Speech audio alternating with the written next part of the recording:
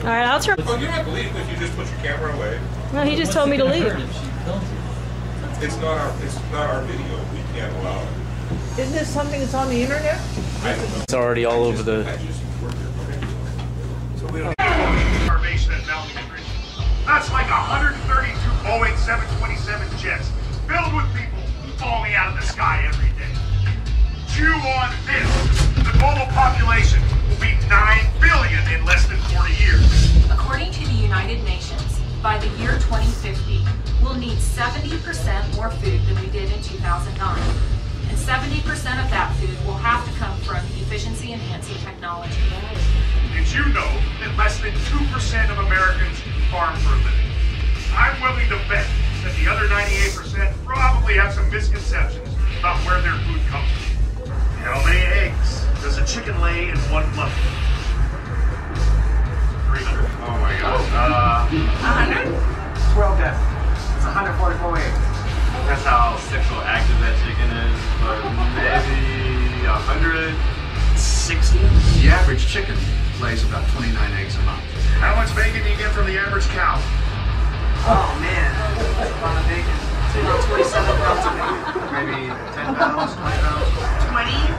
30? A svelte cow, Like you know, 30, one like, that's in shape. like, How many? Like 35 pounds, maybe? How much milk does the average dairy cow produce in a day? I would say like 35 gallons. 500 gallons. 30 gallons. 2 gallons. Depending on the breed of cow, it's about 9 gallons of milk per day. When you see meat in your grocery store labeled natural, what does that mean? No preservatives? Meat should be natural, right? I guess if it's not, it's soy. Grain-fed or no hormones, no chemicals maybe? They're lying to you. They're trying to say it's organic, but it's not. Of this earth, free of all the hormones and pesticides and everything else that are put in the meat, I guess you'd put on. I would hope we buy naturally. I don't know. I can't imagine there would be any difference. Exactly. According to the USDA definition, all rest beef can be considered natural. According to a study by Stanford University and numerous other studies, there are 0 health benefits to eating organic or all-natural foods compared to the traditional meats, fruits, and vegetables.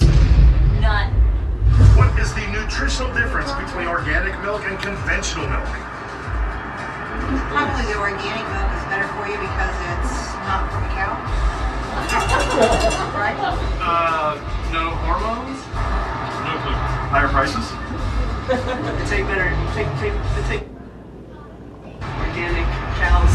No difference. There's no nutritional difference between milk labeled organic milk and milk produced using efficiency-enhancing technologies. Chew on this. There is no nutritional difference between milk labeled organic and milk produced conventional. Now, can you guess the percentage of Americans that buy food labeled as organic? 50%, 30%, 17%, 25%. Nowadays, since that's like real popular, let's say 40%. 60%. Only 4% of all Americans buy organic. Chew on this. Only 4% of Americans buy food labeled organic. But an even smaller percentage of people, just 1%, is influencing and restricting how food is produced for the rest of us. Having a choice is important for everyone, but we can't let their agenda dictate how food is produced, thereby limiting our ability to feed the thousands that die every day from hunger. We hear a lot about the use of antibiotics in food animals. Can you tell me why they would give antibiotics to cattle and pigs? To make them larger and keep them alive longer. Probably to keep them from like catching all the diseases because they're grown in like dirty farms and stuff like that. Supposedly to help kill germs, but I think it's just more growth hormones. Like you'd expect, most antibiotics are given to treat and control disease. Antibiotics ensure the overall health and well-being of the animal, which is important to me as a veterinarian, and the overall safety to our food supply, which is important to all of us as consumers. Now what about residual antibiotics in our milk, eggs, and meat? Actually, the FDA applies numerous human food safety studies to ensure the safety of all antibiotics used in food animal production. And the truth is, there is no measurable risk that would affect human health. How many animal hormones are measurable present in an average rGPH. chicken breast? I'm not sure. So I would guess it'd be a lot. Nowadays, they got kids growing up a lot faster, and I would say it's probably due to the hormones they put in. 6. 5. I don't know, 40. 3. More than I'd like. 10. 15. 37 again. 37. A lot. I did a paper on it one time in school in college, and there are so many hormones in the chicken. If you see a chicken breast that is twice the size of your fist, you know that thing is pumped full of hormones. It is actually against the law to add hormones or steroids in poultry production today. Chickens are bigger today because of breeding and nutrition, period. Do you know the nutritional difference between eggs from a conventional poultry operation and a free-range or cage-free operation? I don't know any nutritional benefits to it. Difference, I guess, health benefits? Yeah, conventional, I think they have to stay in like a farmhouse or a hen house. Free range is just they have a field to travel in, exercise the muscles, you know. According to a USDA study, there are no nutritional benefits to free-range eggs when compared to traditional eggs. The truth is, the United States has one of the safest food supplies in the world. The food supply in the U.S. is one of the safest in the world. The United States has one of the safest food supplies in the world. The United States has one of the safest food supplies in the world. The United States has one of the safest food supplies in the world today. The United States has one of the safest food supplies in the world.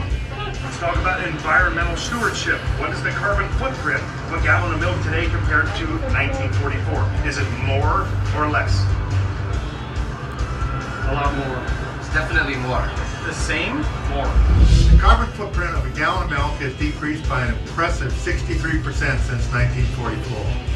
And this is all due to dairy producers using efficiency-enhancing technology. Chew on this. 1 cow produces as much milk as 5 cows did back in 1944. And it takes 34% less land and 14% less water to produce 1 pound of beef today than it did in 1977. Overall, an 18% smaller carbon footprint. All just since 1977. American farmers have always embraced ways to raise more food using fewer resources so it's available to consumers. Ingenuity and technology have made America's farmers the most productive producers on the planet. Remember, by 2050, the world will need 70% more food. And 70% of that has to come from the kinds of safe, proven technologies that are available right now. Even though hunger is a huge problem and it's getting worse, we have the power and the responsibility to tackle this opponent. After all, I think you would agree that access to safe, affordable food is a basic human right. Having the ability to choose how your food is produced is also an important consumer right.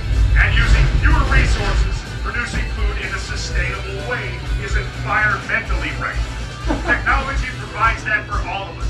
We all have a role to play in the drive to feed the world. You can use your talents and your gifts to do what's right. Learn more at drivetofeed.com. Talk with your family and friends. Help dispel the myths and spread the truth. Join me in helping people make informed decisions about the food they eat and how it's produced.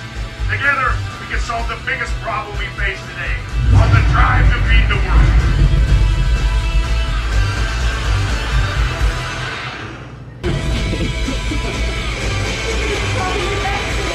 This is such bullshit, I can't even believe it. Oh my god. Boo!